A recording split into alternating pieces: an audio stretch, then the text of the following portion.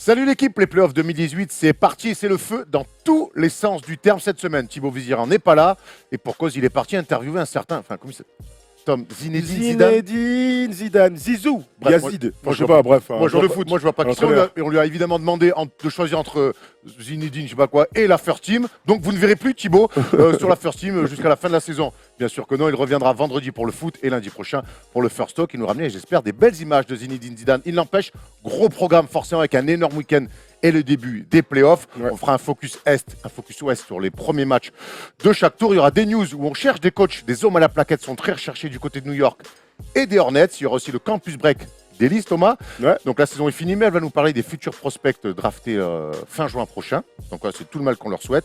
Le All-Star, pas All-Star. Et avant de commencer, on voulait souhaiter un joyeux anniversaire à Gilbert, Boris Dio, je te le dis avant, mais comme tu n'écoutes rien, Boris Dio, 36 ans, ça commence à piquer et je sais ce que c'est. Bon, mais il est en forme, hein. Il est toujours là. Il espère jouer les playoffs, même si ça va être compliqué. Avec le Valois. Match important d'ailleurs dimanche contre ton cousin Jacques de Dijon. Ouais. Restez bien avec nous à la fin de l'émission, on vous prendra pendant 5 minutes et on répondra à vos questions. On sait que vous en avez souvent plein dans le chat. Voilà, on a fait un petit peu le tour. T'es prêt? Parce qu'il y a plein de choses à dire. Hein. Ouais, je suis chaud, il y a 8 séries, on va commencer avec l'Est, c'est le focus de l'Est. They do have a timeout. Decide not to use it. Curry, way downtown. Bang! Hier soir, LeBron James rentrait dans les playoffs et on sait qu'en général, notre ami LeBron James rentre plus que bien dans les playoffs puisqu'il n'avait jamais perdu un premier match de playoffs de toute sa carrière. 12 victoires, 0 défaite. Et hier soir, mon ami, c'est plus qu'une défaite pour les Cavs qui se sont inclinés lourdement sur leur parquet face aux Pacers. 98-80. Tom, on a tous regardé le match, on s'est envoyé des textos. Vous aussi, dans le chat, on imagine. Un Victor Oladipo, 2 gars avec 32 points. Un bon Miles Turner, un Bogdanovic avec 15 points maladroit. En face, LeBron James en triple-double. Certes, LeBron James qui passe Michael Jordan au nombre de paniers inscrits en play-off, certes, mais alors des Cavs très, très, très inquiétants.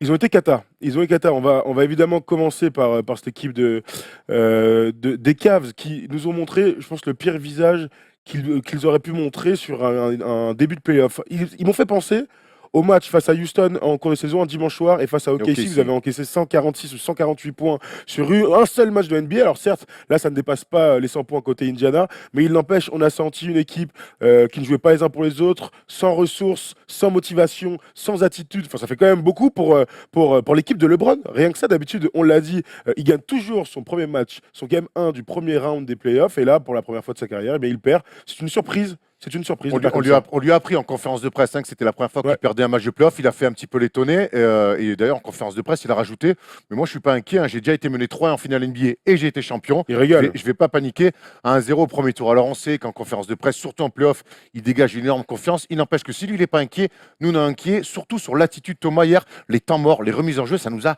choqué vraiment cette passivité. Ils encaissaient des paniers, le ballon qui rebondissait 3, 4, 5 fois avant de faire une remise en jeu. Comment tu vas être en rythme dans des conditions comme ça? Le truc, c'est qu'ils n'ont jamais joué avec le sentiment d'urgence. Il y a eu un petit rapproché à moins 10 où LeBron a pris les choses en main, puis Kevin Love sur un tir avec la faute à 3 points marqué.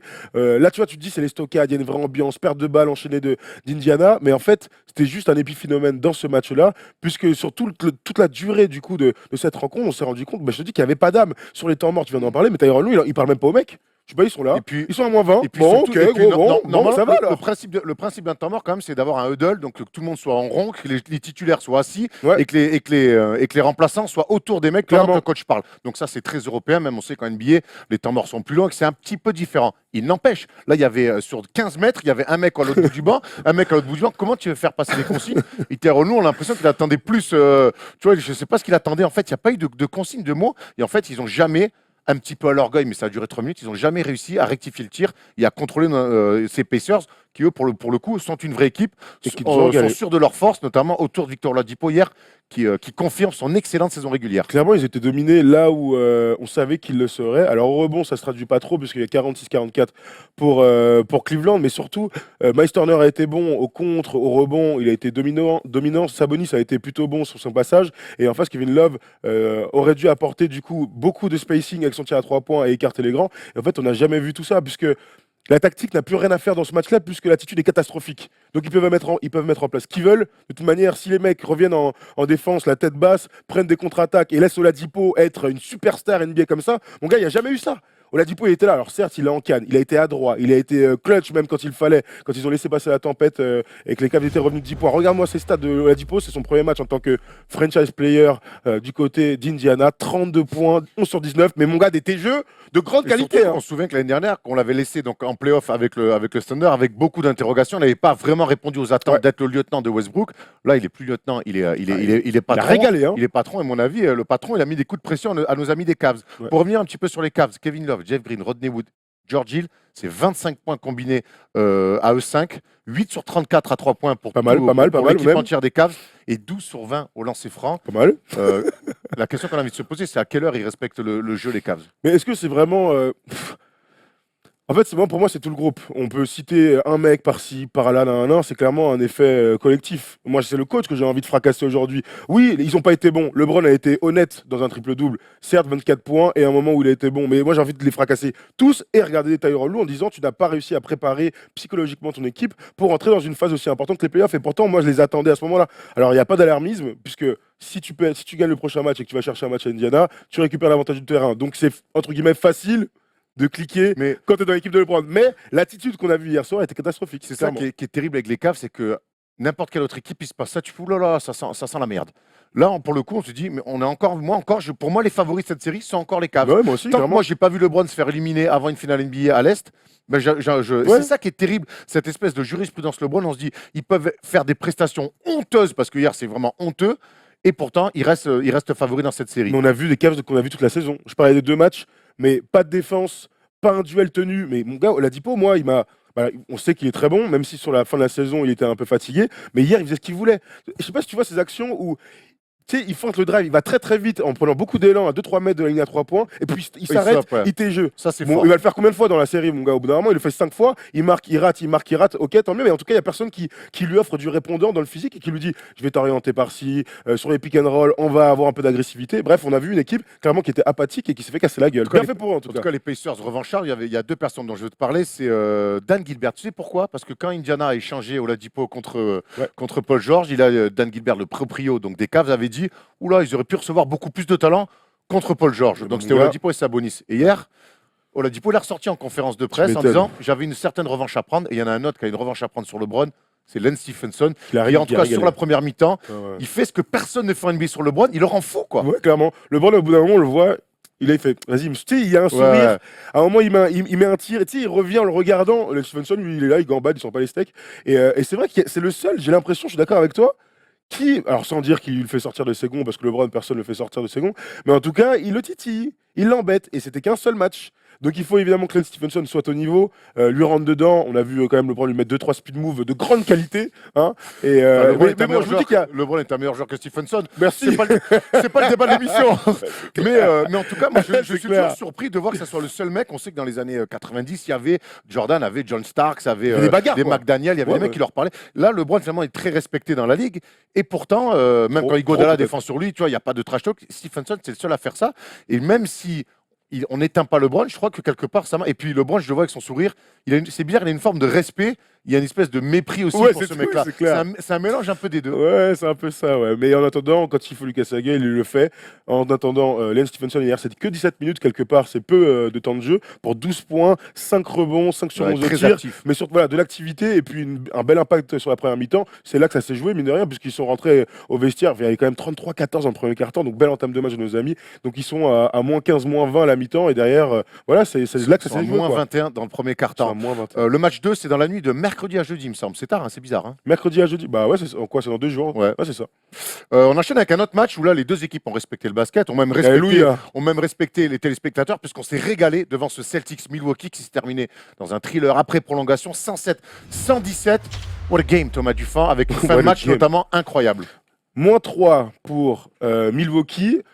Remise en jeu après un temps mort. Petite passe à Antetokounmpo. Il fait un drive, il fait un tout début de drive. La défense de Boston est au bout du roulax déjà. Boum, petite passe à Brogdon qui met un tir ouvert à 45. Belle défense, évidemment, nos amis de Boston. Alors, les commentateurs ont dit ouais, beau système. Moi, une remise en jeu à 1 contre 1 où tu ouvres grand le milieu, aide côté ballon. Bon, j'ai pas besoin d'avoir un BE8 pour savoir que c'est pas spécialement bon. le système. Très, très surpris de cette défense dramatique des Celtics. On donne grand ouvert le milieu à Antetokounmpo. Rien que ça. C'est clair. Une aide côté ballon alors que t'es à moins 2 pour donner le tir le plus facile à 3 points. Ouais, c'est clair. C'est-à-dire retour de passe 45 boum et Brogdon qui sanctionne. Égalité. Égalité, on se retrouve donc avec. J'ai l'impression de revivre la fin du match. Franchement, c'était incroyable, même si le PSG en ce moment. Bref, il y avait Pardon j'étais croisé entre les deux penalty trucs. pas sifflé sur Thauvin. Pardon, enchaîne.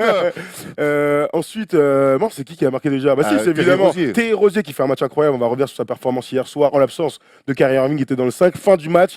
Donc, remise en jeu encore une fois après un tournoi de Boston. Terry Rozier, regarde, il doit avoir une sortie de balle pour Jaylen Brown avec 2 écrans à l'opposé.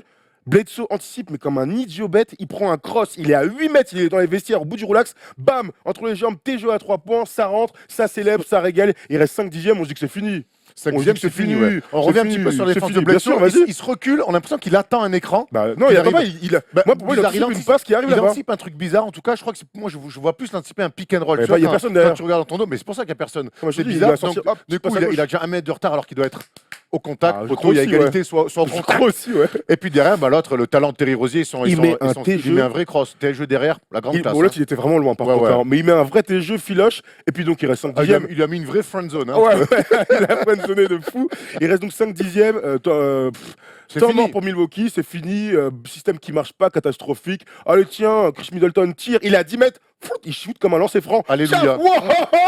J'ai tellement crié, j'ai commencé à faire des tournoiements magiques, salto avant, salto arrière. J'étais complètement fou. Alors que je suis pas pour Boston, tout le monde le sait, mais franchement, Non, c'est surtout c'était que- incroyable. Surtout que tu n'as jamais réalisé un salto dans ta vie. Donc C'est vrai, aussi. Mais par contre, je me suis mis en vert juste pour saluer le tir incroyable de Chris Middleton. Donc, prolongation. On a vécu, je sais pas, 10-15 dernières secondes dans ce match-là qui ont été extraordinaires. Mais il faut qu'on revienne sur tout le match parce qu'il s'est passé énormément de choses. C'était un match de série. Ouais. D'abord Milwaukee, ensuite Boston, Tout à fait. puis de nouveau Milwaukee, puis de nouveau Boston qui revient. Ça a été finalement, c'est une série entre le 2e de l'Est et le 7e de l'Est, mais on a l'impression que c'est l'une des séries les plus ouvertes de la conférence. Bien Et sûr. Après, il y a beaucoup de blessés on en côté a eu Boston. oui, d'accord, mais on en a eu la confirmation hier. Ah, quel match 113, donc 107 en prolongation pour Boston. Il y avait plein de trucs qui étaient intéressants. Je voulais voir qui a les défenseurs Antetokounmpo. Ça a commencé avec Johansson et Baines dans la raquette des deux côtés pour faire le jump ball. Puis donc, alors Ford défendait sur Antetokounmpo et vice-versa. Et alors Ford a mis du temps à se mettre dans le match. Mais quand ils se sont dit, on va jouer le post-up et on va aller l'embêter, et ben qu'est-ce qui s'est passé? Il a provoqué des fautes. Il est allé sur l'ignorance et franc.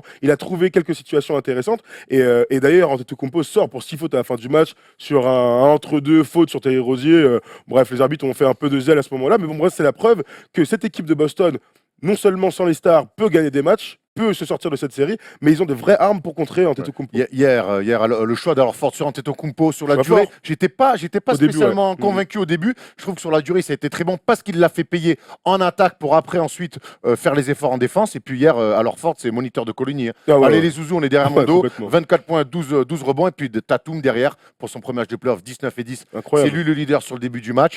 Ensuite, Jaylen Brown touche à tout, 20 points. Et Terry Rozier, on a dit 23 Et points. 21 points pour Marcus Morris. Et Surtout que avec 5 joueurs à plus de 19 Plus points. Morris, qui a Et été alors bon. Ford à 24 points. Tous les joueurs importants ont répondu présent. Défensivement, ils ont aussi répondu présent. Moi, j'étais bluffé encore une fois pour cette équipe. Franchement, Boston, il y a une âme. Alors, la franchise, tu vois, Isaiah Thomas l'année dernière déjà, mais dès que c'est les playoffs, dans cette salle, au TD Garden, il se passe toujours un truc. Et tu as l'impression qu'ils sont portés non seulement par les fans, mais aussi par le coach qui, encore une fois, a été super fort. Brad Stevens est vraiment l'un des tout Et meilleurs pourtant, coachs. le match il aurait pu basculer. Hein. Ça se joue à Oui, pas clairement, grand-chose, clairement. avec notamment un Yanis Antetokounmpo à 35 points. Et moi, j'avais envie de te poser cette question. On en posera une autre après. C'est est-ce qu'il force pas trop ou est-ce qu'il est obligé de forcer autant? Hier, il est bien suppléé par Middleton, 31 points. Et à un moment donné, il disparaît un petit peu Middleton. Alors, Oui, que c'est je vrai. pense qu'on aurait pu l'alimenter surtout qu'ils ont 2-3 systèmes pour aller le trouver.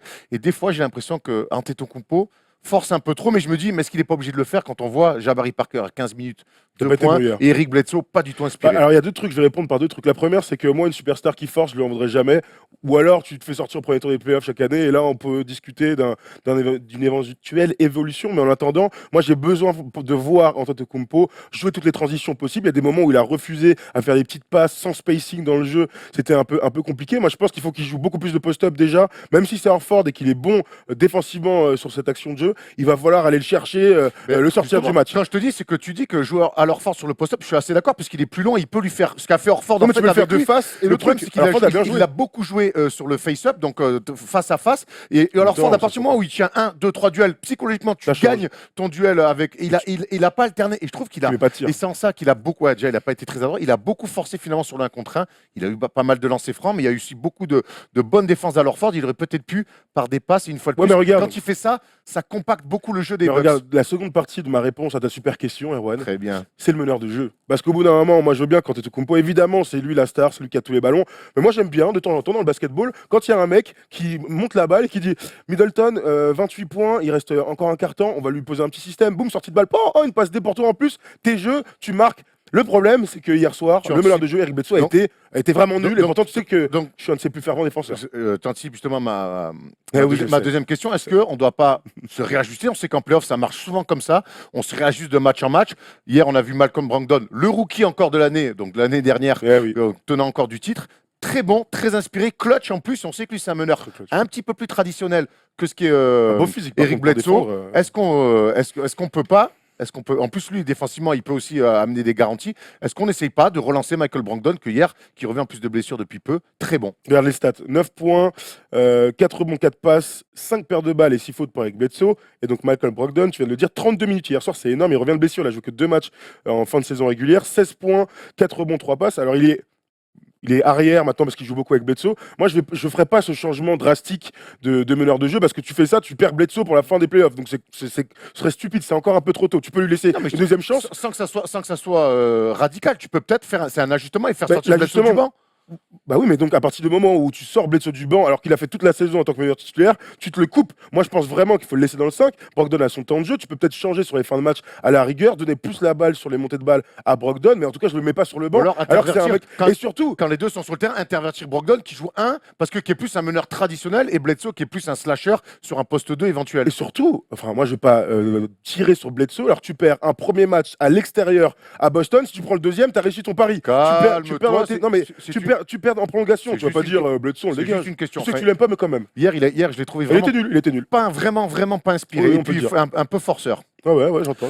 Bon, on a cité un super match. Le match 2, c'est dans la nuit de mardi à mercredi. On va voir si Coach Prunty va faire des ajustements. En tout cas, cette série, moi j'ai mis 4-3 Boston. Ouais, moi je crois que j'avais mis. Moi j'avais mis Milwaukee qui sort 4-2. J'avais dit s'ils vont au 7e match, Boston le prendra à domicile avec cette fameuse âme. J'ai mis 4-2. Est-ce qu'un match comme ça, tu vois, Tom, ils ont peut-être laissé passer leur chance? Moi, je vois deux trucs. Soit ils ont passé leur chance, soit ils disent, regardez, on peut vraiment les prendre. Ils sont clairement prenables, on va prendre le deuxième. Donc, réponse. La pression est sur Boston, sur le deuxième match. Parce que tu perds l'avantage du terrain et c'est compliqué ensuite. Réponse dans la nuit de mardi à mercredi. On enchaîne avec un autre match où là, il y a eu un blowout. C'est les Philadelphia Sixers qui retrouvaient les playoffs, pour la première fois depuis 2012. Ils rencontraient Miami, une équipe pas facile à manœuvrer, mais qui voyage très très mal. Et ça s'est encore confirmé. 130-103. Et pourtant.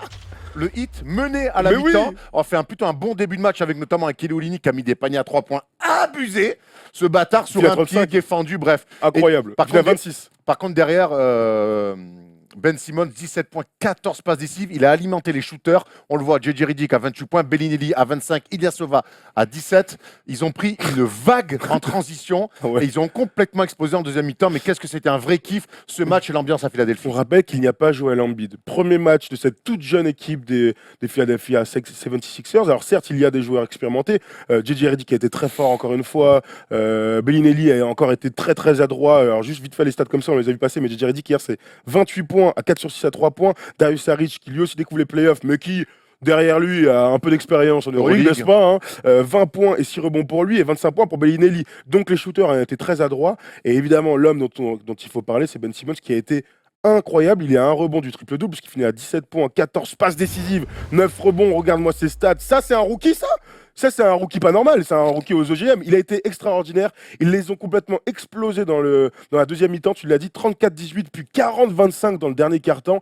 Ça a été une boucherie. Et cette équipe, on en parle depuis pas mal de temps. Ce premier match confirme tout le bien qu'on pensait d'eux. C'est leur 15e victoire d'affilée en comptant la saison régulière. Non, mais ils sont pas où ils vont s'arrêter, mais ils sont merveilleux. Je joue un bid et de plus en plus proche d'un retour. On parle du match 3 ou 4. Ouais. Donc 18 sur 28 à 3 points pour les Sixers, 64% à 3 points. Tout va bien. Par contre, à Miami, tout va très mal. Ça voyage pas bien. Ils ont fini la saison régulière avec 5 victoires pour 15 défaites sur leurs 20 derniers déplacements. Donc, c'est bien dégueulasse. Et puis hier, la grande question qu'on a envie de se poser, qu'est-ce qu'on fait avec Hassan Whiteside 12 minutes, moins 16 de plus-minus, 2 petits points. Eric Spoelstra l'a très vite sorti du match, attitude encore catastrophique. C'est fou, non? Et c'est quand même un mec qui a un gros contrat. Qu'est-ce qu'on fait d'Hassan Whiteside? Erwan, on l'avait mis dans les match-up clés. Ouais. Non, pas match-up clé, mais dans la clé du côté de Miami. Si Whiteside, en l'absence de Embiid, peut dominer, peut avoir un réel impact défensif et offensif, mettre des dunks, aller chercher des fautes sur Amit Johnson qui lui rend quand même 5-6 cm et des bras et du physique. Mais en fait, ce gars-là, c'est pas un joueur de basket. Et ça fait longtemps qu'on le dit. Il a certes de vraies qualités, d'abord physiques, c'est ce que je viens de dire, mais il n'empêche qu'il n'arrive pas à avoir cet impact, et surtout en playoff. Wade a dit, je cherche les mots. Mon frère, c'est Sheriff Alumna. Mais, Au bout d'un moment, gros, tu peux pas. Non mais, on Voilà, peut pas trouver les mots et qu'ils soient bons. Là, il les a plus. On va appeler son mec à Sheriff Elona. Peut-être que lui, il aura un mot. Parce qu'il a l'air d'un Il bon est barbeur, lui aussi. Non mais c'est un bon barbeur. On rappelle 100 millions, hein. 100 millions Whiteside et peu Mais d'impact. surtout 12 que minutes. j'ai Moi, l'impression je qu'il trouve ça très il a pas l'attitude. Il est sur une saison régulière, il est capable Les de faire bras des ballants, stats. bras ballants. C'est pas régulier, Il a déjà pas une attitude de basketteur, il est toujours comme ça, nana. Mais par ses qualités athlétiques. Par contre, dès qu'on est en playoff sur le haut niveau, je crois que c'est un joueur qui n'est pas appelé au très très haut niveau en NBA. Il a un gros contrat. Derrière, il y a un jeune qui s'appelle Adebayo qui fait le taf, qui a l'air bien plus structuré, Ah oui. peut-être moins attaquant, mais ça se travaille. Je crois que cet été, Miami peut réfléchir parce que notre ami Whiteside, il le traîne comme un boulet. Match 2, on va voir la réaction ce soir à Philadelphie. Tu penses? Petit prono? Moi, je vois Philadelphie. Après, on va voir la réaction de Wade et Dragic, mais ils en ont pris une vraiment bonne. Et je trouve qu'ils sont quand même sur 15 victoires d'affilée, les Sixers.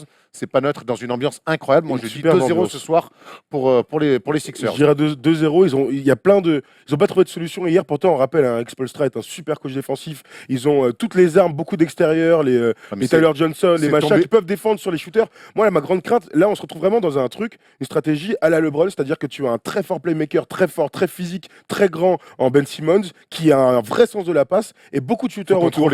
Il faut contrôler les mecs. Au bout d'un moment, tu peux pas mettre 28, devant toi. quoi. Combien de ballons ils perdent? Il faut contrôler la transition. Je vais Ils te se dire sont ça tout de fait suite. torpiller sur la transition. 16 ballons perdus. Battu sur toutes les intentions, toutes les premières intentions. Une fois que Ben Simmons il fait 2 dribbles, il a traversé le terrain et que les mecs ils remplissent les corners, c'est beaucoup trop compliqué. Ils sont tout le temps en surnombre. Il faut beaucoup perdre moins de ballons, ou quand on perd en tout cas c'est ballons dans les tribunes et assurer le repli. Et surtout peut-être je pense qu'il faut responsabiliser Adebayo et Whiteside. Je crois qu'il n'est pas prêt à ce genre d'aventure. Un dernier mot sur notre petit Markel Fultz. C'est toujours bien de voir ses petites stats. 14 minutes hier, 5 points, 4 passes, 2 rebonds, 2 steals. Il est important maintenant dans cette rotation où il va pouvoir. Parce qu'il joue avec une rotation très réduite. Vite fait, Ilyasova était très fort hier, 17 points, 14 rebonds. Et lui aussi, 3 sur 4 à 3 points. Et ensuite, il y a Bellinelli sur le banc et Markel Fultz qui joue 14 minutes. Sinon, après, c'est moins de 5-6 minutes. Timothée Cabarot en civil. Hein. Ah oui, en civil. Il est dans les tribunes. Hop, il sert les hot dogs. Sur le banc en civil. Oui, sur le banc. Oui, je dis en tribune, mais tu connais, c'est l'habitude. C'est l'habitude de faire ça.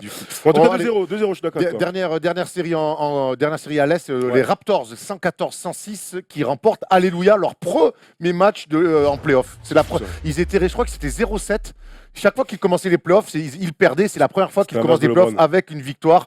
Et ils ont pu notamment s'appuyer sur un énorme tonton Surge. 23 points, 12 rebonds. Un très bon Dylan White en sortie de banc. 18 points, 4 passes qui a bien pris le relais de Van Vliet, le leader du banc, blessé. De Rosanne, 17 points avec un pourcentage douteux. Kyle Lowry aussi précieux, mais avec un pourcentage douteux. Mais ça passe quand même pour les Raptors qui ont bien contrôlé John Wall. Hein. On peut aller dans les joueurs, mais c'est vrai que la première chose à dire, c'est que cette équipe a enfin gagné ce match-là et il y a eu un déclic. Kyle Lowry ou DeRozan, juste avant le match, disait on l'aborde comme un match 7. Ah merde, t'es dans la merde. Hein. Si tu commences à dire match 7 au premier match des playoffs, moi je te conseillerais de relâcher un peu la pression. Ça y est, t'as gagné. Là, tu te sens un peu à l'aise, va falloir enchaîner. Parce qu'encore une fois, il faut parler des pourcentages. Alors, d'abord, Kyle Lowry, on vient d'en parler. 11 points, 9 passes à 4 sur 9 au tir, 9 tirs pris pour Kyle Lowry. C'est très très peu pour un mec qui est censé être leader. Mais influent, tu vas me dire? Alors, c'est très cher, Kyle Lowry, on va pas se mentir. Mais parle pas d'argent. C'est très cher. Mais alors certes, on est loin d'un stade de All-Star qu'on aimerait avoir, mais au final, moi, je me suis fait une raison sur Kyle Lowry. Il est en dessous des attentes d'un mec qui a son contrat là. Mais je l'ai trouvé énorme dans la création. Dylan White est bon, mais d'où viennent la plupart des passes de Kyle Lowry? Elles viennent de la création de Kyle Lowry qui fait beaucoup de choses. Qui a une attitude archi positive avec ses coéquipiers, qui parle aux arbitres, qui défend, qui met beaucoup de rythme, qui est tout le temps en train d'encourager. Alors certes, ça vaut peut-être pas 30 millions, mais en tout cas, je trouve que dans l'attitude, ça match avec ces petits jeunes joueurs. J'ai quand même l'impression que tu me parles de Corey Joseph. Hein. Tu vois? En plus fort. Ah, oui, mais j'ai quand même. Là, tu m'as cité des qualités de Corey Joseph. Mais parce qu'il a plus d'impact quand même. C'est lui qui monte la balle, il se met des pelées défensives. J'ai eu un petit peu plus de mal avec DeRozan sur ce match-là. 6 sur 17 au tir. Mais pareil, on sait qu'aujourd'hui, ils ont un banc. Il n'y avait pas Van Vliet. Et le banc, Ben, a fait le taf. avec Wright, a fait le taf. C'était pour nous l'une des clés de cette série, comment allait se comporter donc le meilleur banc de NBA avec les Warriors, celui des Raptors. Ils ont été très forts. 12 points pour CJ Miles qui a été très fort à 3 points, 9 points pour Siakam, 18 points pour Delon Wright. Ils ont été présents et c'est là que se fait un peu la bascule, puisque tu l'as dit, ils ont plutôt bien contrôlé John Wall, même s'il finit quand même à 23 points, 6 15 sur D. 20 au tir. Hein. Et c'est ça. Mais après, c'est exactement ce qu'on Il disait. s'est énormément empalé sur la il aime beaucoup voilà. ses coast to coast. Et Et là, voilà. ils l'ont contrôlé. Il est allé beaucoup s'empaler. Des fois, il fait des trucs de Westbrook bizarre, lui. Hein. Il a eu quelques lancers, mais bon, ils ont plutôt bien contrôlé Westbrook. Où Bradley Beal, 8 sur 17 au tir, 19 points. Il a besoin aussi, lui, de step up. 41 minutes. Mais bon, Washington, sans faire un grand match, était dans le coup jusqu'à la fin. Donc on peut imaginer, pour moi ça aussi, c'est une série assez ouverte, si Washington retrouve un peu d'inspiration sur ses lignes arrière. Ouais, tout à fait. Mais après, ça reste une série très ouverte. Toronto a fait. C'est toujours pareil, hein. Tu reçois, tu as la pression. Tu gagnes le premier match, tant mieux. Moi, Washington, je les vois peut-être gagner ce deuxième match, vu la fébrilité des deux leaders de Toronto. Donc il n'y a pas de péril dans la demeure. C'est une série qui va être très longue, j'en suis persuadé. Donc voilà, si je devais donner. T'avais dit quoi? Je crois que j'avais dit Toronto En 6, 4-2 ou 4-2 ou 4-1. Dites-nous dans les commentaires ce que vous en pensez de nos petits pronos de chaque série, n'est-ce pas? Et si vous êtes fan des Raptors, parce qu'il y en a de plus en plus et c'est très cool à voir. C'est vrai, mais c'est une franchise plutôt cool. Et puis Ouais, il y avait ça une va. ambiance, là encore, on parlait de Philadelphie, ambiance incroyable. Ouais, clairement. Attention, mais ça, on en a un petit peu plus l'habitude. On a fait le tour de l'Est, place à l'Ouest. Est. T'as vu la tête que tu faisais? Je te regardais. C'est Est. Ouais, je sais Est. que après, en fait, je sais qu'il y a deux Est, conférences. Ouest, c'est nord, Nord, sud. sud. Non, mais ça marche, c'est Est, Ouest. Ok. Place à Ok. l'Ouest. Très bien. They do have a timeout. Decide not to use it. Curry, way downtown. Bang! Bang! Peut encore douter qu'il va être MVP quand on voit le match de hier soir. James Harden, 44 points, 8 passes, 7 sur 12 à 3 points. Des step back et une victoire 104-101 face à des Wolves qui n'ont pas forcément été très inspirés en attaque, mais qui n'étaient pas loin finalement de l'emporter. Ouais, c'est fou parce que c'est donc un match qu'on va qualifier de défensif, hein. 104-100 quand il y a les Raptors, les Rockets dans l'histoire, c'est un match défensif, mais on va évidemment s'attarder sur James Harden, qui est un tricheur, un des plus grands tricheurs de tous les temps. Alors évidemment, il commence son match avec que du drive, des petites passes pour Clint Capella, qui, soit dit en passant, a été très fort, 24 points, 12 rebonds, 3 blocs, hein, pour le Suisse, tranquillou.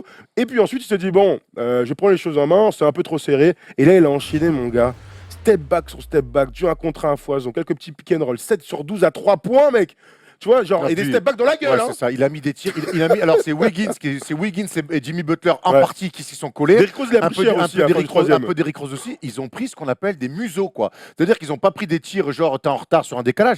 Ils ont pris des tirs bugne à bugne dans le dribble, des step back incroyables. Et quand je vois Jimmy Butler qui se met le cul par terre pour aller chercher Harden à 2 mètres au-dessus de la ligne à 3 points et qui finalement, il prend quand même plutôt main gauche. Qu'est-ce qu'on fait? Qu'est-ce qu'on fait sur James Harden, Tom? Moi, c'est quand même dans les clés qu'on avait mis, c'était contrôler James Harden, réduire sur pick and roll. Mais là, il y a eu du pick and roll, mais pas que. Qu'est-ce qu'on fait? C'était un très grand soir pour James Harden.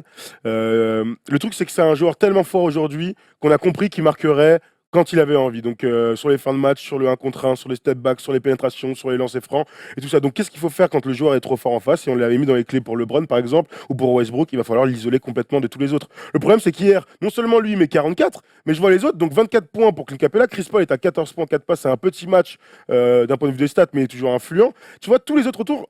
Ariza, il a 3 points. PJ Tucker, il a 3 points. 5 points pour Hilario, 7 points pour Gordon, 4 points pour Green et 0 points pour Joe Johnson. Mike D'Antoni disait qu'ils avaient eu du mal à rentrer dans le match et que c'est clairement James Harden qui les a mis dans le rythme. Moi, je ne suis pas d'accord d'isoler James Harden. J'ai presque envie de te dire qu'il faut lui faire lâcher la balle.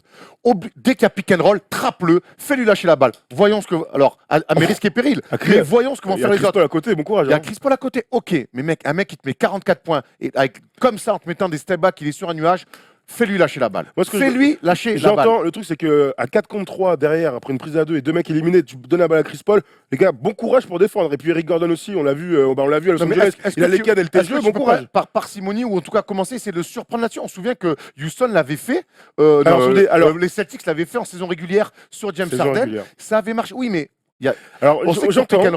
Je pense qu'il y a plusieurs façons de défendre. Est-ce qu'on peut pas essayer de changer pour que James Harden lâche vite la balle? Aujourd'hui, là, ce qu'il fait sur le match hier, il est trop fort, donc on s'adapte. Moi, j'ai l'impression qu'il faut qu'ils gardent cette tactique vraiment. Donc, quand je parlais d'isolation, ils ont réussi à le faire. Il va falloir clairement, pour moi, contrôler Capella parce que si Capella est à 25 points par match, ils vont pas pouvoir gagner un match. Donc, il va falloir défendre très dur. Ils ont les joueurs pour aller lui rentrer dedans. Il faut toujours être dans la réduction de distance. Dès qu'il prend des pics, bon, il en prend très peu, mais il faut lui mettre des coups, il faut le sabrer, il faut limite de temps en temps être à la limite de la loi et des règles du jeu en le mettant par terre. Robert Torre avec Steve Nash, il a fait gagner une série sur un coup et un EPT. Donc je me dis qu'il va peut-être aller il va falloir aller dans ces retranchements-là. Tom Thibodeau a les armes et la profondeur de banc s'il a envie de l'utiliser.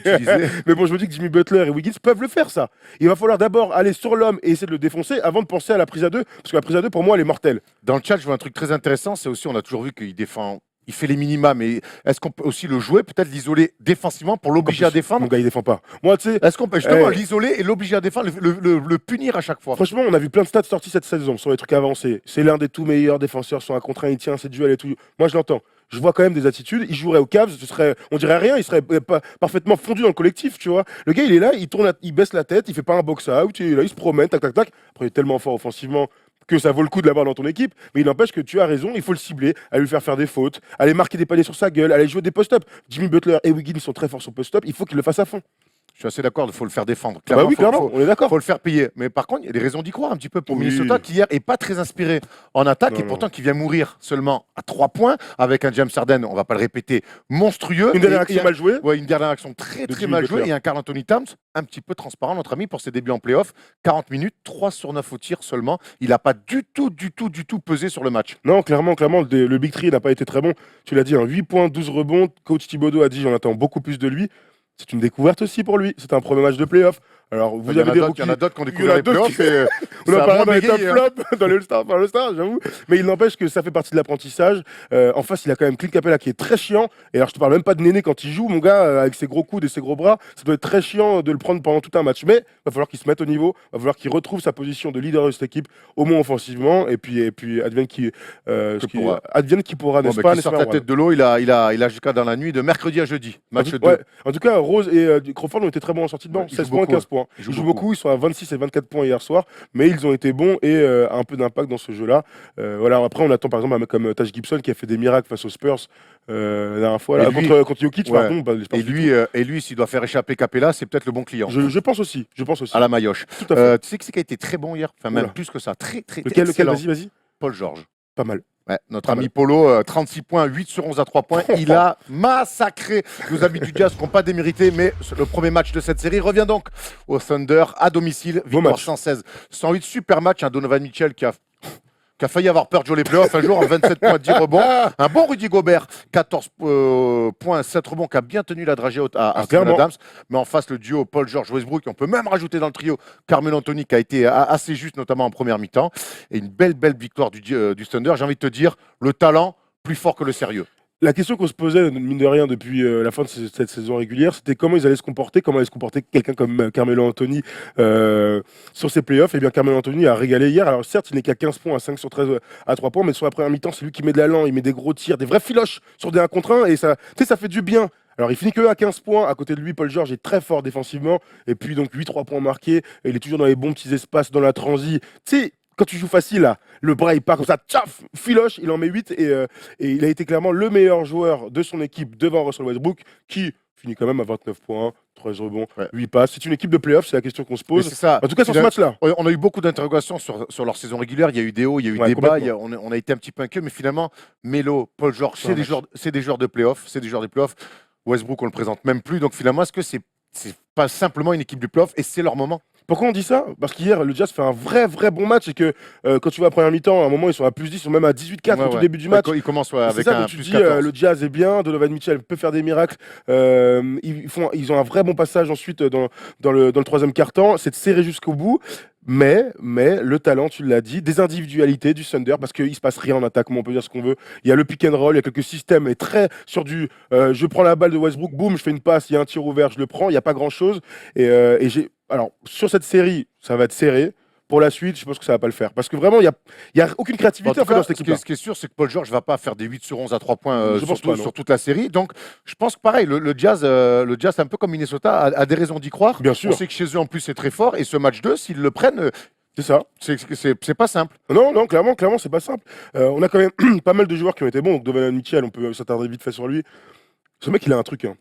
Alors, on le découvre pas maintenant, ça fait maintenant 50 matchs qu'on le voit à l'œuvre, mais son début de match, son Thomas incroyable sur la petite passe dans le dos de Ricky Rubio, derrière il met 2 petits tirs drop, puis ensuite il met un gros TJ à 3 points, il a 9 points, tu fais attends, c'est une superstar ce gars-là, il est rookie vraiment. Puis ensuite, le match se déroule. Évidemment, Paul George lui rentre un peu dedans. Corey Brewer est très très chiant, toujours sur les lignes de passe, très actif. Mais on sent en lui ce truc de superstar qui va peut-être leur faire gagner le deuxième match. Ce truc de superstar de dire donne-moi la balle. Donne-moi- Quand on est à complètement. moins 10, pourtant Rubio fait un match plutôt Complètement. pas mal. Ouais, ouais. Et des fois, quand il y a des fins de système, donne à papa. Boum, et je Ouais, me crée le c'est tir, clair. et je vais au lay-up, et je vais provoquer des fautes. Tout ce qu'il fait pour son équipe, c'est bon. Et puis, il se trouve aussi, Rudy Gobert, pas mal. On revient un petit peu sur son duel avec Steven Ouais. Adams. Il a été bon hier, le Français. Ah, il hein. était bon, 14 points, 7 rebonds, 2 blocs et 3 balles perdues pour le grand Rudy. En face, Steven Adams est à 12 points, 7 rebonds, 3 passes. Déjà, il n'a pas perdu son duel, ils sont au moins, on va dire, au même niveau. Donc c'est déjà bon signe, parce que si tu arrives à annihiler cette force physique qu'est Steven Adams, c'est bon signe pour ton équipe. Donc ça, je pense que le match-up de cette série-là va pas se jouer là-dessus, puisqu'on a bien vu que donc ils sont à peu près du même niveau aujourd'hui. Ça va jouer sur les extérieurs, et Paul George et Westbrook et Donovan Mitchell. Parfait, on enchaîne avec les Blazers face Ouais, aux Pelicans. Ouais. C'est pour moi la série la plus ouverte à l'ouest notamment. Et finalement, avantage à New Orleans qui va, dès le premier match, gagner sur le parquet de Portland. Une série très ouverte, certes, mais petit score, mais une très très Ah, les belle playoffs. maîtrise de nos amis des Pelicans, avec notamment un Anthony Davis 35 Oh là points, là, 14 il rebonds. triche, lui, non? Jrue Holiday 21 points, 10 sur 20 au tir, et surtout un Rajon Rondo 6 points et 17 passes. 18 passes, 18. 18, maestro mon ami. hein. Maestro, tu sais que, alors moi j'ai mis 4-1 pour Portland dans cette série-là, je sais pas ce qui m'a pris, ils ont plus qu'à les sweeper, après pourquoi pas, tout est imaginable. J'avais vu dans les commentaires, mais pourquoi dans les previews on respecte jamais Portland? Ben pour ça. C'est-à-dire que quand il y a une arme de destruction massive, certes c'est Anthony Davis, et ben ils n'ont pas eu de répondant. Non seulement ils n'ont pas eu de répondant défensivement, donc les Nurkic, attends qu'est-ce que j'ai noté encore? Nurkic, Aminou a été en galère, Evan Turner a été plutôt bon dans ce match-là, mais bon c'est trop petit pour défendre sur des mecs aussi forts qu'Anthony Davis. Ed Davis aussi a joué 20 minutes hier soir, Zach Collins, le rookie aussi là, a là, joué, là, mais bon là, il peut on plus- descend en gamme. Ils trouvent pas de solution sur le pick and roll, sur le tir extérieur, sur le post-up. Sur le post-up, ça fait un peu beaucoup. C'est ça notre crainte de cette surtout équipe-là. Lillard McCollum, même si c'est eux qui font revenir à la fin, mais c'est un petit peu short, ils ratent un petit peu, ils ratent complètement leur première ouais. mi-temps. Et 6 du coup, sur et 23 surtout, ils perdent pour la Damian bataille. Lillard. Et Thomas, ils perdent la bataille des arrières Ouais. face à Rondo et Holiday. Et si McCollum et Lillard perdent chacun leur duel respectif, tu peux pas gagner un match. Et pourtant, ils finissent qu'à 2 points. C'est Et ça ouais, qui est mais complètement mais fou ouais, dans mais- ces séries-là. Mais finalement, sur l'image générale un peu du match, cette victoire des Pelicans, elle est bien plus maîtrisée. Oui, Et puis complètement. surtout, ce pick and roll Rondo-Davis ou cette relation Rondo-Davis, pour l'instant, ils n'ont pas de solution. Moi, Harkless est blessé. Ouais. C'est peut-être le seul entre guillemets qui aurait pu un petit peu essayer de le contrarier. Et j'ai du mal à voir si Anthony Davis reste à ce niveau-là. Comment ils vont pouvoir défendre sur lui? Bah, C'est oui. la grande question d'ailleurs qu'on a sur cette série-là. Qui pour stopper Anthony Davis? Dites-nous dans les commentaires si vous avez une idée pour défendre sur Anthony Davis. Moi, j'ai quand même envie de dire que cette série peut se décider en attaque. Alors là, allons sur les stats 35 points, 14 rebonds, 4 blocs à 14 sur 26. Ça, c'est de la stat de MVP. Moi, je crois que cette série, elle peut se gagner en attaque. Il va falloir que Damian Lillard soit à 30 points de moyenne, que CJ McCollum soit à 26. Sinon, évidemment, ils n'ont aucune chance. Ils n'ont pas d'armes pour défendre sur un mec aussi fort sur ce poste-là. Donc sur le poste 3, peut-être, mais là sur un poste 4-5 qui peut tout faire en attaque, ils n'ont aucune solution. Donc ça va être insoluble, donc il va falloir trouver des solutions ailleurs, sur l'attaque. Pour moi, c'est clairement ça. Bon, on sait que c'est Et une en équipe- plus, si Jrue Holiday met des Ouais. contres à la dernière seconde sur Pat Connaughton pour égaliser sur le tir On sait d'égalisation. que c'est une équipe d'attaque et surtout, Lillard, McCollum n'ont pas le droit de passer au travers, Non, même impossible, sur une mi-temps. complètement. On l'a vu hier. Alors, ils perdent que de 2 points, certes, même si bon, la fin de match, c'est une histoire de lancer et tout. Le match est à moitié plié quand même à 30 secondes de la Après, ils fin. le prennent, c'est un hold-up, Voilà. mais ça peut arriver. Mais ils n'ont pas le droit, même ne serait-ce qu'une mi-temps, les deux en même temps de passer au travers. Tout Et à ça, fait. quand même, ça change la donne en playoff. Hein. C'est-à-dire qu'on sait que ça va venir d'eux, donc on sait qu'ils vont être attendus. Et Rondo, plutôt un Attends, défenseur, mon gars. même s'il défend plus comme à l'époque de Boston, assez intelligent et qui est Jrue capable de Holiday, mettre des pareil. pressions. Et Jrue Holiday est un défenseur sérieux aussi. Complètement. 21 points, 7 rebonds, 2 passes pour Jrue Holiday à 10 sur 20 au tir. Il a été lui encore une fois. Très On important se dans ce souvient, dès match-là. qu'il met plus de 20 points, Jrue Holiday, Ça gagne. il y a, Soit il y a- 65% de victoire. Voilà. N'est-ce pas? En tout Bah- cas, petit prono, mon cher Erwan, sur le match. Moi, 2. j'ai mis 4-2 pour les Pelicans. Donc, vaut mieux que Portland gagne. Moi, pour mon 4-1, vaut mieux qu'il gagne aussi, hein, je crois. Hein. Sinon, c'est foutu, mon petit prono. Match 2 dans la nuit de mardi à mercredi. Ça va être intéressant de voir la réaction des Blazers. Et forcément, Damian Lillard et CJ McCollum, plus que jamais responsabilisés. On va finir avec. D'abord, on va répondre à la question de Goldberg. Vas-y. Cousine s'est blessée. Oui, mon ami. Ah oui, Demarcus Cousins s'est blessé depuis quelques mois maintenant. Bon. Avant le All-Star, c'était Oui, ça même. fait en février. Début février, Donc, voilà. On va finir avec les Warriors face aux Spurs. Alors, on va revenir un petit peu sur le match quand même. Ce qui nous a plu dans ce match, c'est la défense de Javal Magui, titularisé donc, pour le début de la Super rencontre. choix. Et super défense sur la Marcus Aldridge, limité à 14 points à 5 sur 12 au tir. C'est un bon premier choix et un bon premier coup de poker de la part de Steve Kerr. Pardon, excuse-moi, il y a Thomas. Polo qui me parle. On est en direct, hein, on vous dit tout. Il y a Polo qui me truc, je sais pas ce que tu me dis, envoie-moi un texto, mon pote. Oui, la Marcus Aldridge a été vraiment éteint par la défense des Warriors. Pourquoi? Parce que, donc tu l'as dit, Javal Magui, super choix. Donc il est dans le 5 majeur. Il a apporté sa taille, il a apporté son peps, il a mis des alley-oops. C'est lui le meilleur joueur du premier quart-temps dans ce match-là. On l'a vu des deux côtés du terrain, on l'a vu avec la banane et clairement dominer Aldridge. On se souvient de ce contre où il est un peu pris par les feintes et puis il sort un go-go gadget, bam, il envoie la balle dans les tribunes. Entre guillemets, j'abuse un peu, j'ai fait une Marseillaise. Mais voilà, Javal Magui très bon. Et puis ensuite, des prises à deux avec Draymond Green. Ils ont obligé la Marcus Aldridge à swinger la balle. En fait, il a eu aucune possibilité de placer ses petits turnaround John shot, même si au début, sur les pick and pop, il a envoyé un petit peu. Il a un petit peu envoyé. Il en met pas mal. En face, il y a Rudiger, en face avec les Spurs, il y a Rudiger qui a un petit peu sorti la tête de l'eau. Ginobili qui fait une bonne première mi-temps. Tony Parker, lui, dans la difficulté avec 13 minutes, 1 sur 8 au tir. Et en face, forcément, Klay Thompson, lui, a régalé avec un match énorme. Kevin Durant Quel match aussi. J'ai vite fait avec Klay Thompson samedi soir a été très très très fort. C'est vraiment le Klay qu'on préfère. Peu de dribble, que du tir extérieur. Il met pas un lay-up, le gars. Du tir à 3 points, du tir en sortie de banc, du post-up aussi. Son petit retourné à gauche, il le maîtrise parfaitement. Moi, j'adore le voir comme ça, tu sais, où tu dis, bon bah ok, défendez les gars, mais il va marquer dans tous les cas.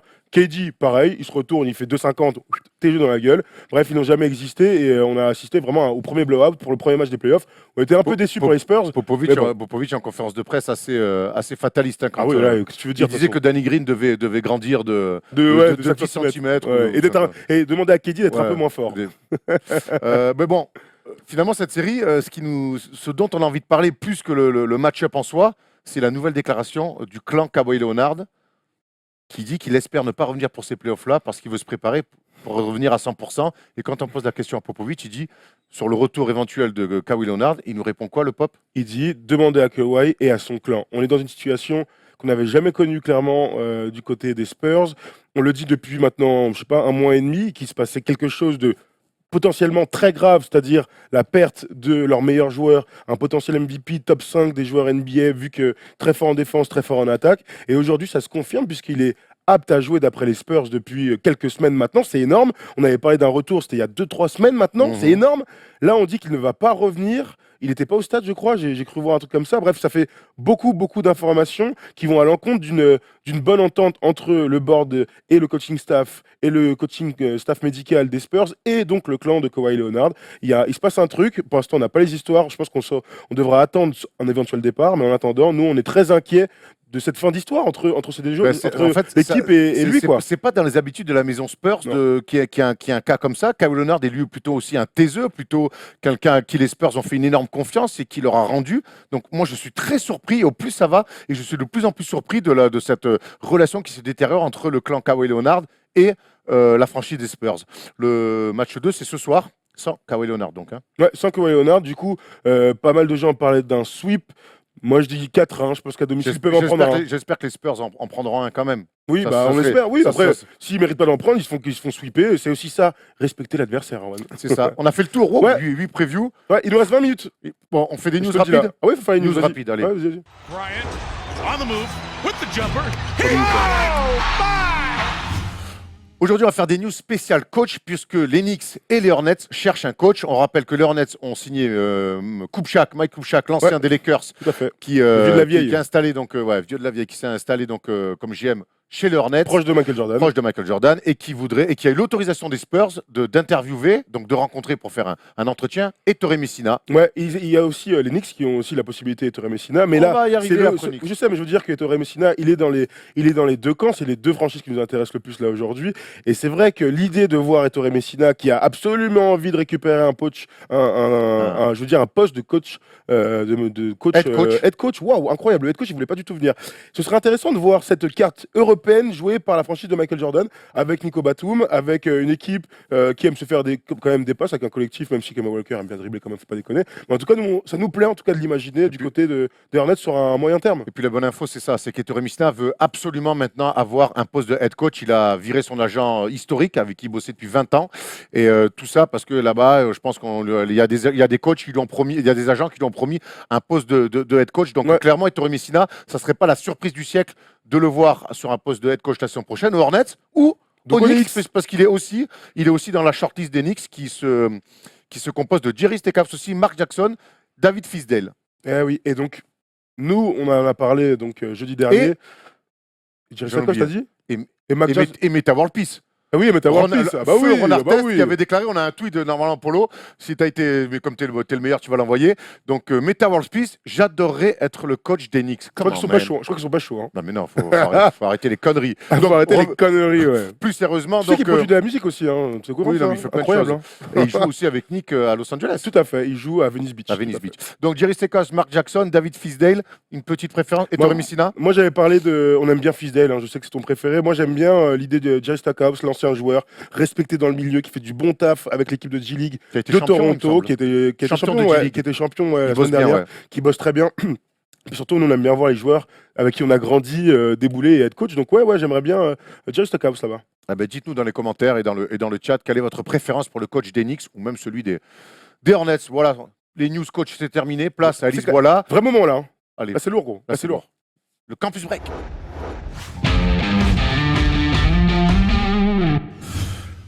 La saison NCAA est terminée. Il n'empêche que les joueurs NCAA ne sont pas en vacances, en tout cas les plus doués, puisqu'ils préparent la draft. Et Elise va nous faire ça, un mock draft. Je crois que c'est ça. Enfin, dis-moi tout en détail. Exactement comme tu viens de le dire, la saison NCAA est terminée. Mais du coup, on se focus sur la draft. Et moi, j'ai fait ma petite mock draft. Ah, tu peux la balancer, Polo. Un top 10 du coup. T'as fait un top 10. Un petit top 10, voilà. Ouais, vas-y. Et je vais commencer par vous présenter Colin Sexton, donc un chaque semaine. Et je commence par le 10e jusqu'au numéro 1. Je remarque quand même que Luka Je n'ai Doncic... pas mis Doncic en numéro 1. Luka Voilà, qu'est-ce Doncic qu'il y a est si vous numéro n'êtes pas 2. content c'est la même chose. Trae Young numéro 8 aussi, j'ai hâte. Donc dans 2 semaines, Trae Voilà. Young, tu pourras nous le présenter pour la 8e fois de la saison, mais c'est intéressant. Quoi. Moi, j'attends Mobamba, le copain de Joel Embiid. Ah, il régale Bobamba. Du coup, je vous ai pas mal parlé de Colin Sexton, notamment face à son duel face à Trae Young. Il y a aussi le fameux match où ils avaient fini 3 contre 5 avec Alabama contre Minnesota. Et du coup, on va rentrer un peu plus dans les détails. Voilà, qui est vraiment Colin Sexton? Donc, c'est un meneur d'1m91, super athlétique, super explosif, gros compétiteur dans l'âme. D'ailleurs, c'est pour ça qu'on l'appelle Young Bull, qui aime bien pénétrer dans la raquette, jouer ses 1 contre 1, gros défenseur. On l'a vu tout au long de la saison. En contre-attaque, pratiquement inarrêtable, voilà, que ce soit en step back ou en flotteur. En général, quand il rentre dans la raquette adverse, voilà, les joueurs ont vraiment du mal à défendre sur lui. Donc si on devait faire un petit rapport de scouting en quelques lignes, ses forces, ce serait vraiment sa capacité à finir du coup au panier 1 contre 1, son côté athlétique et physique pour un meneur, son esprit compétitif que j'aime beaucoup, il abandonne jamais, il est toujours à 1000%, et ça, pour le côté défensif, on le remarque, on retrouve vraiment cet état d'esprit. Il a vraiment porté son équipe durant tout le long de la saison avec Alabama. Ça a été un leader. Il a été aussi un leader pendant cette March Madness. Et voilà, côté faiblesse, voilà, physiquement et athlétiquement, c'est un spécimen. Mais après, il doit vraiment travailler son côté offensif, son shoot extérieur. C'est terrible, hein, cette génération. Et il Après, tire il y a seulement toujours eu des mecs qui savent pas tirer. 33,6% à 3 points. Voilà, il faut vraiment qu'il apprenne le métier de meneur, c'est-à-dire gérer les temps forts, gérer le tempo, mais aussi impliquer plus ses coéquipiers en attaque. Donc, il doit continuer à développer et son leadership et aussi offensivement. Donc voilà, moi, en NBA comparaison, il y a Westbrook pour son côté Clairement agressif et clairement Westbrook, clairement. mais aussi Eric Bledsoe pour la... Bledsoe Eric Bledsoe, oui, très bien. Mais, oui, pour la taille et pour son style de jeu. Voilà, quelle franchise en NBA là, pourrait avoir besoin d'un profil un peu comme ça, Elise? Alors moi j'ai mis les Cavs, qui a vraiment un besoin au poste de meneur. Il pourrait apprendre le métier aux côtés de Georgie par exemple, ou alors les Hornets s'ils décident de reconstruire et de trader Kemba Walker. Un backcourt un peu jeune et dynamique avec Malik Monk, qui serait vraiment très intéressant et super complémentaire. Pour le Sexton, c'est un faudrait qu'il joue Malik Monk quand même. Oui, c'est vrai. Mais bon, moi j'ai... Parce qu'il a beaucoup d'enquêtes à mener en ce moment. Oula. Bah si, Monk. Il y a des tonks, il a oui, des tocs. j'ai compris. Oui, voilà, Monk, la série, c'est ça? Oui, c'est tout.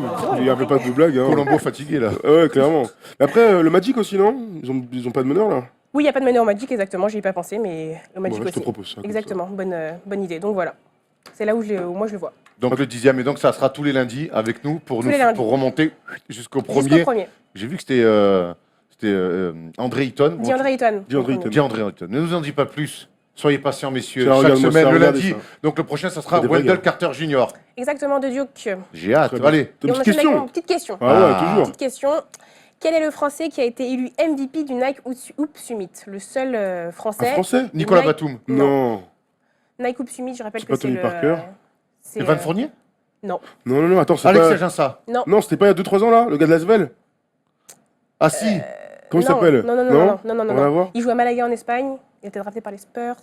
Ah ben c'est lui. 2013. Si, qui était à Lasvel. C'est Ah oui, tu me parles de... le Guadeloupéen là. Oui, oui, oui, c'est Bah lui. oui, c'est lui, non Oui, pardon, c'est lui. Il avait fait 29 et 13, un truc comme ça, là. Oui, exactement. Comment il s'appelle? Ouais. J'ai totalement oublié son nom. Il avait fait 27 et 13, pas mal. Ouais, s'est- ah, il tu vois, s'est je suis pas fou. Il s'est étoffé vilain là. Oh, à la attends, comment il muscu. s'appelle? Attends, on va le trouver. Attends, c'est un Damien Inglis, mais c'est pas lui. Il a un truc avec plein de prénoms. Dites-nous dans les commentaires si vous trouvez là. Livio Jean-Charles, Exactement. Livio Jean-Charles, Livio Ah, Jean-Charles, pas Max mal, Lavanne, pas notre mal. pote, bravo. Ah oui, c'est Livio vrai. Jean-Charles, tu vois, je te dis, il avait plein de prénoms. Livio Jean-Charles. Livio Jean-Charles, point. Le Nike Smith, qui je rappelle, réunit les meilleurs lycéens, ou en tout cas moins de 20 ans, côté N'en américain. dis pas et côté français. plus, n'en dis pas plus parce qu'on a reçu Baptiste Chouafoué qui a participé Exactement. au Summit, mais je crois que c'est ton All-Star.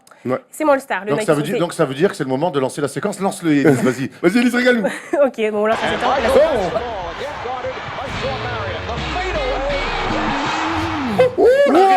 Manque de respect de Polo. Il a vu Polo. Il était en Allez, cinquième. Polo, il a c'est pas le toi. temps, il a mis un coup de cerf, mon gars. Allez. Alors, Alors, Polo. Élise, t'en fais vite, ton All-Star avant qu'il t'envoie le généphine dans la gueule.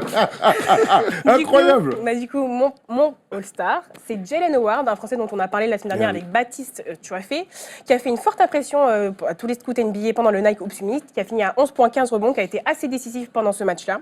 Du coup, il a joué avec le reste du monde.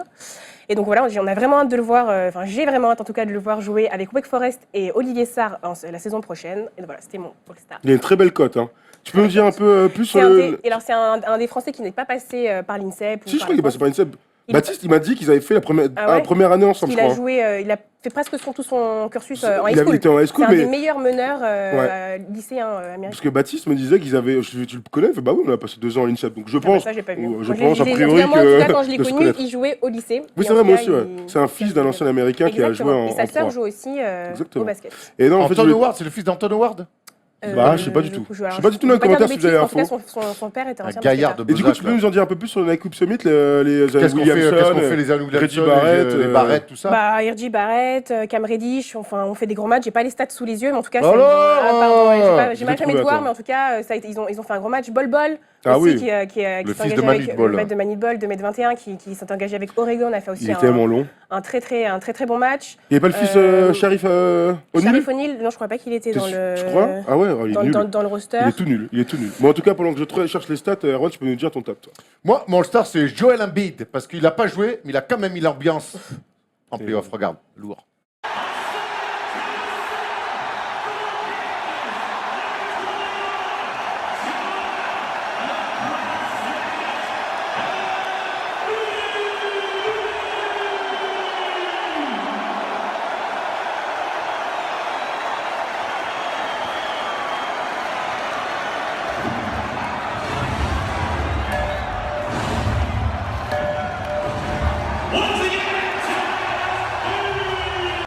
Voilà, Eh ben, Joel Embiid qui a beau sonné passage. le début des playoffs pour les Sixers, Lourd. et pas le début des playoffs pour Hassan Whiteside. Hein. Non. Ouais, non, c'est Je clair. vais y revenir un tout petit peu après. À toi, Ah, ton très bien. All-Star. Eh bien, moi, en parlant des débuts de playoff et donc premier match en playoff, regardez-moi ça. Les rookies superstars de la NBA nous ont régalé. J'ai pas souvenir de 3 rookies qui finissent avec donc 19 points, 10 rebonds, 4 passes pour Jason Tatum et la victoire. Donovan Mitchell, 27 points, 10 rebonds, 3 passes, une défaite, mais bon, qui avait un goût quand même, ils étaient pas loin. Et donc Ben Simmons qui finit à un rebond du triple-double. J'ai pas souvenir d'un mec qui fait un triple-double sur un premier match de playoff NBA. Dites-nous dans les commentaires si vous avez l'info. Mais bref, en tout cas, là, on a 3 superstars, futurs superstars d'une draft, d'une cuvée de rookies Alors, qui c'est nous pas la régalent même, hein, clairement. Ben Simmons, c'est pas la même cuvée que. Ouais, c'est clair, c'est clair. Mais je voulais Non, dire mais les c'est bien rookies. de le dire. Oui, bah, c'est pas la même. Oui, d'accord, j'entends. Je pensais à la rookie de cette année, quoi. Ah oui, d'accord. C'est les rookies de cette année. En général, Les quand on rookies, parle de quoi. QV, on parle de l'année où vous C'est avez été vrai, drafté. c'est vrai, tu viens m'embêter très bien. J'ai hâte de voir quand même Lonzo Ball en playoff, parce que c'est quand même le seul but, moi, que j'aime. Voilà. Ok, ton All-Star, Elise. Alors, mon Ball Star, c'est notre cher ami Tristan Thompson qui s'est fait Aïe, choper. aïe, aïe. Alors là, il y a même les Ah, points. c'est Je sais mon pas si vous Paul. l'avez vu en train Moi, c'est mon idole. Hein. de tromper sa future femme et mère de son enfant. parce que Chloé c'est- Kardashian. c'est Chloé Kardashian, faut quand Ah même oui. le dire. Et donc, je vous invite, enfin, je sais pas, on va peut-être pas la mettre parce que c'est interdit au moins. Non, on va pas la 18 ans. mettre, non, ben non, parce que le faire Mais il y a ci la marche de vidéo mieux en qui mieux. fait- Si on peut éviter de mettre des trucs comme ça sur la chaîne, ça m'arrange. Les plus curieux iront chercher ce qu'il faut. Mais la C'est facilement vidéo est trouvable, hein. très. Au pire, voilà sur WhatsApp, il peut vous l'envoyer. Hein. Attends, je la sors en DVD d'abord. Mais du coup, attends, il y avait un truc que je voulais voir, parce que on parle de tout ça, mais il a joué hier, Tristan Thompson. 2 minutes. Ça se passe bien, apparemment, à la fois dans sa vie Magic professionnelle. Johnson fait un premier match sur son triple. Et- T'es sûr que tu confonds pas avec le match du titre contre les Sixers Ou son premier match peut-être en NBA tout court, mais c'est une bonne info en tout cas. Très bien. Ton All-Star, c'est quoi, toi? Bah, j'en ai pas. T'en as pas? Bon, je vais prendre C'est le mien, rare alors. quand même. Hein. On va en prendre un en commun, tu sais Ouais, qu'on vas-y, partage vas-y. tout, nous. Whiteside, on en a parlé tout à l'heure. Honnêtement, c'est les playoffs. Tu vois, hier j'ai vu à part les Cavaliers, mais j'ai vu tout le monde rentrer dans ces playoffs-là avec une envie, une attitude. Tu sens que c'est un autre sport, c'est un autre moment de la saison. Et lui, voilà. Ouais, Lui, s'en fout, c'est un lifer. Donc pourquoi pas, mais au bout d'un moment, il n'est pas prêt à jouer ce genre de match-là. Et c'est bien dommage pour cette franchise du 8 qui mérite bien mieux qu'un pivot à qui on a filé autant d'oseille et qui ne répond pas aux attentes. De toute manière, les fans du 8 ont toujours dit Whiteside choisit ses matchs. Dommage, Embiid n'est pas là, sinon on est persuadé qu'il aurait choisi, qu'il aurait été bon. Tu sais, c'est ça qui est complètement. C'est absurde, cette affaire. Finalement, C'est ridicule. Tu es en train de me dire que le retour d'Embiid, finalement, ça serait une mauvaise chose pour Philadelphie parce que Whiteside se mettrait à jouer. Non, j'ai jamais dit ça. Non, mais ça peut fonctionner comme ça, ce qui est complètement débile. Ouais, clairement. Du coup, on a fini, mais Erwan, on a des remerciements quand même. Oh, t'es le meilleur. J'allais dire, c'est très relou de lancer ses propres Jamais, remerciements. gros. C'est pour ça que I'm t'es là. fucking here, man. Polo, envoie la smoule. Alors, je sais pas s'ils vont être bien cette semaine. Hein. Écoute, On va ce qu'on espérer, peut. hein. On va voir avec notre ami Bill Robinzik. Voilà, qui voyait les cercles comme des gros Minzik. Des grosses bassines, gros Minzik. Pas compris. Ah, moi non plus. Mais Il y en parce avait une que autre je qui était vois plus rien. simple. Robinson, il y en a un autre, hein. I know you want it. Ah ouais, Ah. Robinzik. Ah, c'est lui. Et ensuite, un joueur qui devrait être ton idole, Thomas. Ah Ricky ouais. Sauber. Il n'a jamais tué une goutte d'alcool et je pense que c'est. C'est un mec C'est dont mignon. tu devrais t'inspirer beaucoup. Oui, bien sûr. Ricky Sauber. Dit-il, bien sûr, bien sûr. Il nous reste combien de temps? Il nous reste 4-5 minutes. Vas-y, prends les questions, Erwan. Allez, Faut pas 4-5 déconner. minutes, on va prendre des questions. Thomas, prends-les parce que tu as une meilleure vue que moi. Très bien. Alors, les amis, on fait 5 minutes où vous pouvez poser vos questions en direct. Donc, il y a un tout petit décalage. Donc, on va devoir meubler pendant 20 secondes.